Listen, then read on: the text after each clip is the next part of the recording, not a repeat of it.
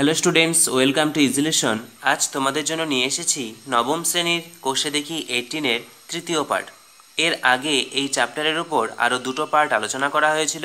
সেই পার্ট যদি তোমরা কেউ না দেখে থাকো তাহলে অবশ্যই দেখে নেবে, তার লিঙ্ক নিচে ডেসক্রিপশন বক্সে দেওয়া রয়েছে। আগের পার্টে আমরা 10 নম্বর অবধি আলোচনা করেছিলাম, এই পার্টে 11 দাগ থেকে দেখব। তো 11 নম্বরটি কি বলেছে?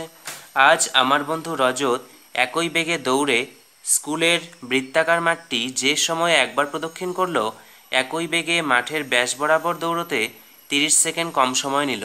তার গতিবেগ 90 মিটার পার মিনিট হলে স্কুলের মাঠের ক্ষেত্রফল হিসেব করে লিখি। এখানে 90 মিটার পার সেকেন্ড রয়েছে, এটা একটু ভুল, এখানে মিনিট হবে। তাহলে কি বলেছে যে রজত কি করলো, একটি বৃত্তাকার মাঠ বরাবর যদি দৌড়োয় তাহলে পরিধি বরাবর দৌড়তে যে সময় লাগে তার থেকে ব্যাস বরাবর দৌড়তে 30 সেকেন্ড কম সময় লাগে।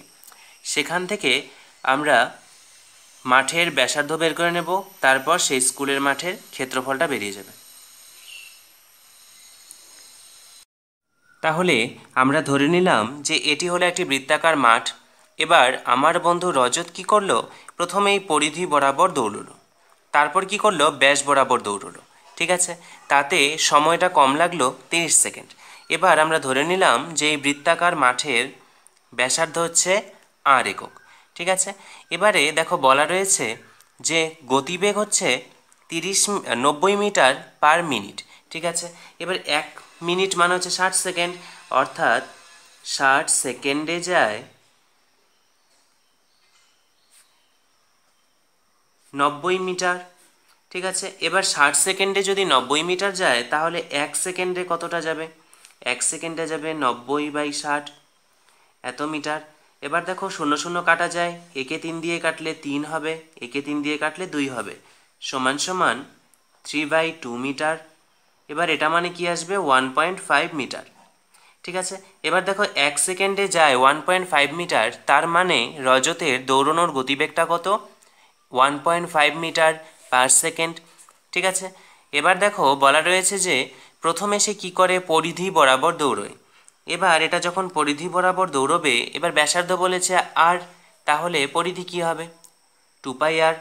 এবার 2πr এই দূরত্ব যদি 1.5 মিটার পার সেকেন্ড বেগে যায় তাহলে সময় কতটা লাগবে? আমরা জানি অতিক্রান্ত দূরত্ব বাই হচ্ছে গতিবেগ, এটা মানে সমান হয়ে যায়, সময় হয়ে যায়। এবার এই সময়টা কার থেকে বেশি লাগে? এই ব্যাস বরাবর দৌড়ানো থেকে বেশি লাগে। কতটা বেশি লাগে? 30 সেকেন্ড। তাহলে এখান থেকে আমাদের যে ব্যাস বরাবর দৌড়ানোর সময়টা রয়েছে সেটা বিয়োগ করে দেব। এবার ব্যাস মানে হচ্ছে 2r দূরত্ব, কেননা ব্যাসার্ধ হচ্ছে আর, আর ব্যাস মানে হচ্ছে এই পুরোটা, অর্থাৎ এটুকু আর প্লাস আর, অর্থাৎ 2r বাই গতিবেগ হচ্ছে 1.5 মিটার পার সেকেন্ড। এবার এখানে সময়টা বেশি লেগেছে এটার থেকে, কতটা সময় বেশি? 30 সেকেন্ড। তাহলে এটা সমান সমান 30 লিখে দিলাম। এবারে দেখো এই দু জায়গাতেই 2r/1.5 এটা কমন রয়েছে, তাহলে 2r/1.5 যদি কমন নেওয়া যায়, এখান থেকে শুধু পাই থাকবে, π-1 সমান সমান 30। এবার এখান থেকে 2r/1.5, এবার পাই মানে হচ্ছে 22/7-1 সমান সমান 30। এবার দেখো কি আসবে, 2r/1.5 ইন্টু এখানে 7 হচ্ছে লসাগু। এবার 7কে 7 দিয়ে ভাগ করলে 1 আসবে, 1 ইন্টু 22 অর্থাৎ 22 আসবে, মাইনাস, এবার এখানে দেখো কিছু নেই, তাহলে কি হবে, 7 দিয়ে 1কে ডিরেক্ট গুণ, অর্থাৎ 7 সমান সমান 30। এবারে দেখো কি আসবে, 2r/1.5 ইন্টু এটা মাইনাস করলে আসছে 15/7 সমান সমান 30। এবার দেখো এই 1.5 দিয়ে 15কে কাটলে এখানে 10 হবে, 10 দিয়ে 30কে কাটলে 3 আসছে, তাহলে আর সমান কি আসবে, 3 ইন্টু 7 অর্থাৎ 21 বাই হচ্ছে 2 সমান সমান 10.5, অর্থাৎ সেই বৃত্তাকার মাঠের ব্যাসার্ধ হলো 10.5 মিটার। এবার তাহলে স্কুলের মাঠের ক্ষেত্রফল কি হবে? πr²। সুতরাং স্কুলের মাঠের ক্ষেত্রফল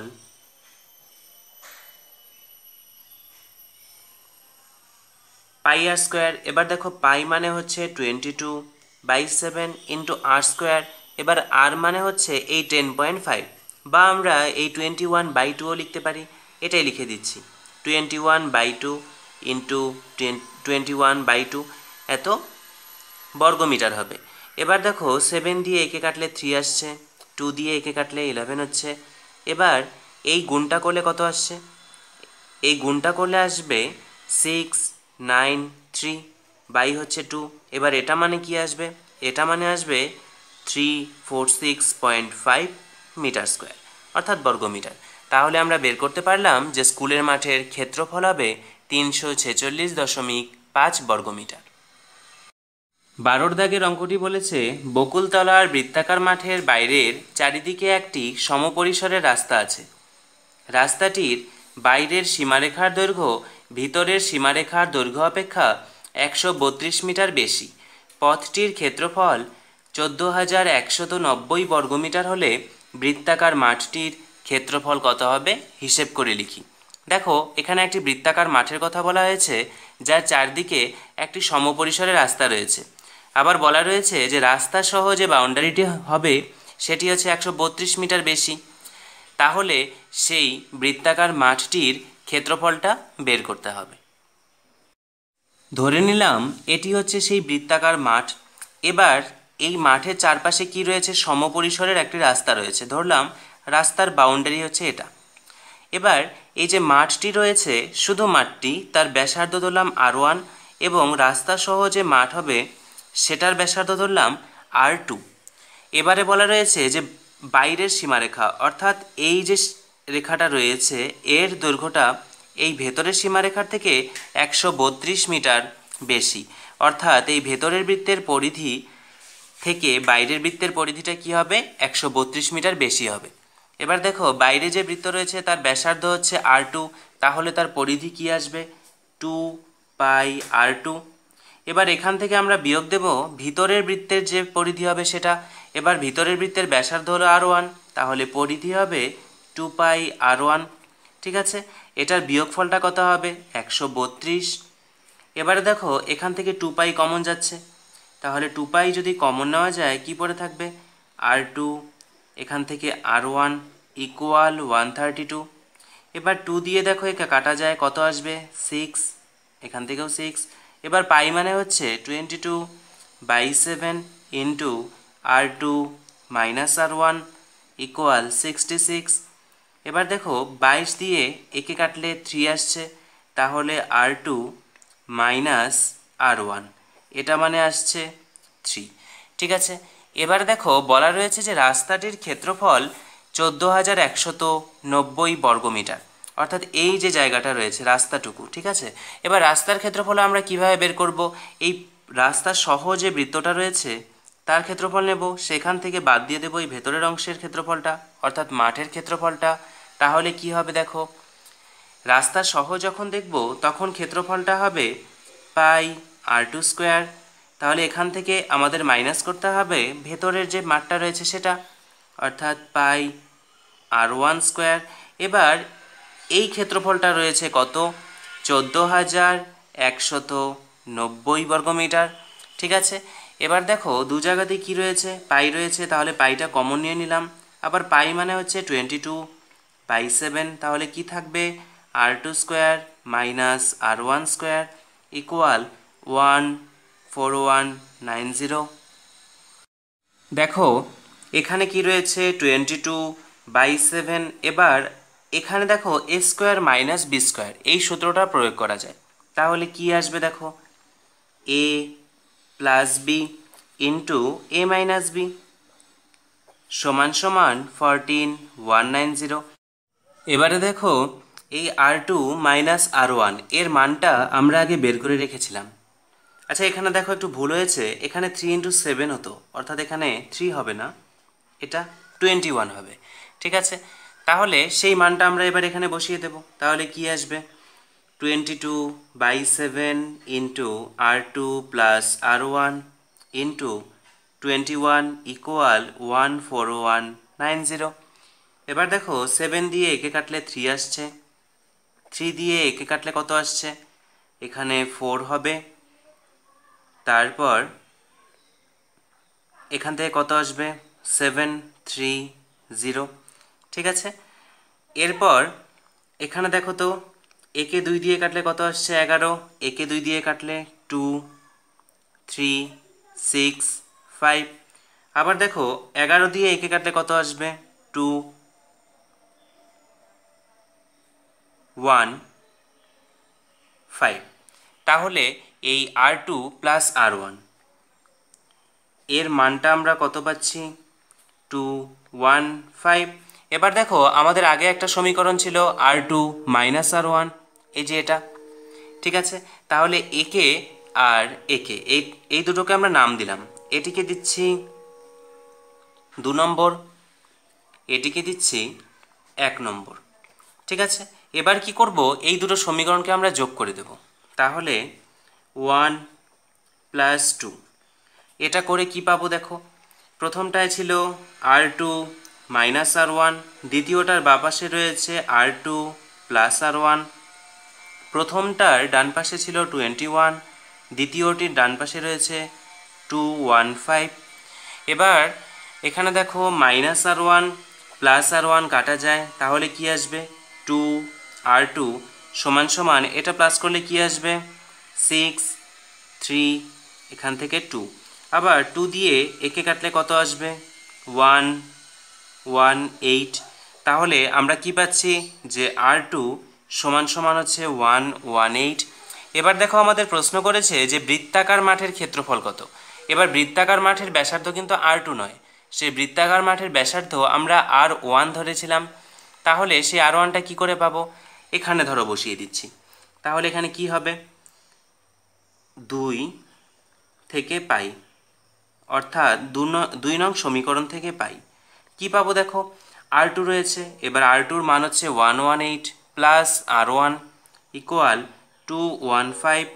তাহলে এখান থেকে R1 সমান সমান কি আসবে 215 মাইনাস 118। এবার এই মাইনাসটা করলে কত আসছে দেখো তো 7, এখানে আসছে 9। তাহলে R1 মানে হচ্ছে 97, ঠিক আছে। এবার তাহলে মাঠের ক্ষেত্রফলটা কি আসবে, সুতরাং মাঠের ক্ষেত্রফল দেখো বৃত্তের ক্ষেত্রফলের সূত্র হচ্ছে পাই আর স্কোয়ার। তাহলে 22/7, ঠিক আছে, ইন্টু আর। এবার আর মানে হচ্ছে 97, তার স্কোয়ার হয় তাহলে 97, দুবার গুণ করলাম, ঠিক আছে। এবার এটার এককটা কি হবে, অবশ্যই বর্গমিটার হবে।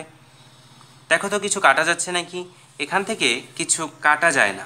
তাহলে কি করব আমরা, এই যে 22, 97 দুবার রয়েছে এদেরকে গুণ করব। এটা গুণ করলে দেখবে এরকমটা আসবে 206,998, নিচে রয়েছে 7 মিটার স্কোয়ার, ঠিক আছে। এবার দেখো এটা হচ্ছে একটা অপ্রকৃত ভগ্নাংশ। এবার তোমরা জানো যে অঙ্কে যদি উত্তরে এরকম অপ্রকৃত ভগ্নাংশ আসে তাহলে তাকে আমরা মিশ্র ভগ্নাংশে নিয়ে যাই। এবার মিশ্র ভগ্নাংশে নিয়ে এলে এখান থেকে কি আসবে 29571 1/7 মিটার স্কোয়ার। অর্থাৎ সেই বৃত্তাকার যে মাঠটি ছিল তার ক্ষেত্রফল হলো 29,571.1 বর্গমিটার। 13 দাগের অঙ্কগুলোয় দেখো দুটো ছবি দেওয়া রয়েছে, সেই ছবিতে যে রেখাঙ্কিত অংশগুলো রয়েছে তাদের ক্ষেত্রফল বের করতে বলেছে। প্রথম ছবিটি এরকম, এখানে একটি বৃত্ত, তার ভেতরে একটি বর্গক্ষেত্র রয়েছে, ঠিক আছে। এবার এই যে শেডের যে জায়গাগুলো রয়েছে এর ক্ষেত্রফলটা আমাদের বের করতে হবে।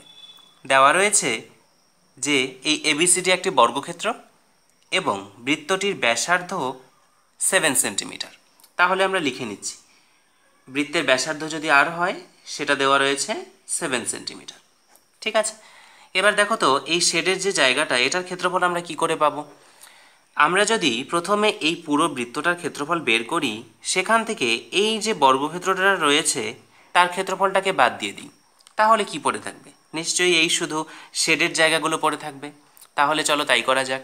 তাহলে বৃত্তের ক্ষেত্রফল কি আসবে, লিখে নিচ্ছি যে বৃত্তের ক্ষেত্রফল। দেখো বৃত্তের ক্ষেত্রফলের সূত্র কি, পাই আর স্কোয়ার অর্থাৎ 22/7 ইন্টু আর স্কোয়ার মানে 7 স্কোয়ার। এবার তাহলে 7কে দুবার লিখে দিচ্ছি, বর্গ সেমি বা সেমি স্কোয়ার। দেখো 7 দিয়ে এই 7 কাটা যায়, তাহলে কি থাকবে 7 2 14, 7 2 14 আর 1 15, তাহলে 154 বর্গ সেন্টিমিটার। এটা হচ্ছে গিয়ে এই বৃত্তটার ক্ষেত্রফল। এবার আমাদের এই বর্গক্ষেত্রটার ক্ষেত্রফল বের করতে হবে। দেখো তো ছবিটা যদি তোমরা ভালোভাবে দেখো তাহলে বুঝতে পারবে এটা হচ্ছে এই বৃত্তটার ব্যাস। আবার এই বৃত্তটার ব্যাস কী হয়ে যাচ্ছে দেখো, এই যে বর্গক্ষেত্রটা রয়েছে তার কর্ণ, তাই তো? তাহলে আমরা এখানে যে বৃত্তের ব্যাস অর্থাৎ এসি, এই এসিটা আমরা কি করে পাবো? এসিটা পাবো এই বৃত্তের ব্যাসার্ধ হচ্ছে 7, তাকে 2 দিয়ে গুণ করে সমান সমান হচ্ছে 14 সেন্টিমিটার। আবার দেখো আমরা একটা সূত্র জানি যে বর্গক্ষেত্রের ক্ষেত্রে কর্ণ হলো বাহু গুণন √2। সুতরাং আমরা লিখতে পারি যে বর্গক্ষেত্রের বাহু গুণন √2 সমান সমান হচ্ছে 14। ঠিক আছে, তাহলে বাহু কি আসবে? বাহু আসবে 14/√2। এবার দেখো তো এখান থেকে কি করা যায়। দেখো এই 14কে আমরা যদি, আচ্ছা এটা আমরা কিছু করলাম না, এভাবেই থাক, ঠিক আছে। সুতরাং এই এ বি সি ডি এই বর্গক্ষেত্রের ক্ষেত্রফল কি আসবে দেখো তো, বর্গক্ষেত্রের ক্ষেত্রফল। দেখো বর্গক্ষেত্রের ক্ষেত্রফলের সূত্র আমরা কি জানি? বাহু স্কোয়ার অর্থাৎ 14 বাই হচ্ছে √2, তার স্কোয়ার হবে এত বর্গ সেন্টিমিটার। এবার দেখো 14 স্কোয়ার মানে কি আসবে? 14 ইন্টু 14। এবার √2 স্কোয়ার মানে কি? √2 স্কোয়ার মানে কি আসবে? শুধু 2, তাহলে 2 দিয়ে এই 14কে কাটলে 7 আসবে, 7 দিয়ে 14কে গুণ করলে আসছে 98 সেন্টিমিটার স্কোয়ার। এবার দেখো আমরা বের করেছিলাম যে বৃত্তের ক্ষেত্রফল হচ্ছে 154 বর্গ সেন্টিমিটার, আবার সেই বর্গক্ষেত্রটার ক্ষেত্রফল হচ্ছে 98 বর্গ সেন্টিমিটার। তাহলে আমরা এখান থেকে কি বলতে পারবো? সুতরাং রঙিন অংশের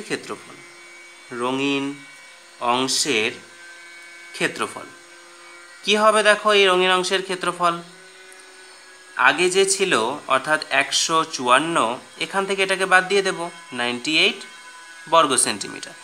এবার এটা মাইনাস করলে কত আসছে দেখো তো, 6 আর এখান থেকে 5, তাহলে 56 বর্গ সেন্টিমিটার। ঠিক আছে, আজ এ পর্যন্তই। এর পরবর্তী পার্টে 13-র 2 নম্বর থেকে আলোচনা করব। তো ভিডিওটি তোমাদের কেমন লাগলো সেটা অবশ্যই কমেন্ট বক্সে জানাবে। আর হ্যাঁ, যারা চ্যানেলটিতে এখনও সাবস্ক্রাইব করনি বা যারা নতুন এসেছো তারা অবশ্যই চ্যানেলটিকে সাবস্ক্রাইব করে রাখবে। আর আমাদের সঙ্গে জুড়ে থাকবার জন্য অবশ্যই বেল আইকনটিতেও প্রেস করে রাখবে, কারণ আমরা যখনই কোনো নতুন ভিডিও আপডেট দেব তার নোটিফিকেশন বেল আইকনটিকে প্রেস করলেই তোমরা পাবে।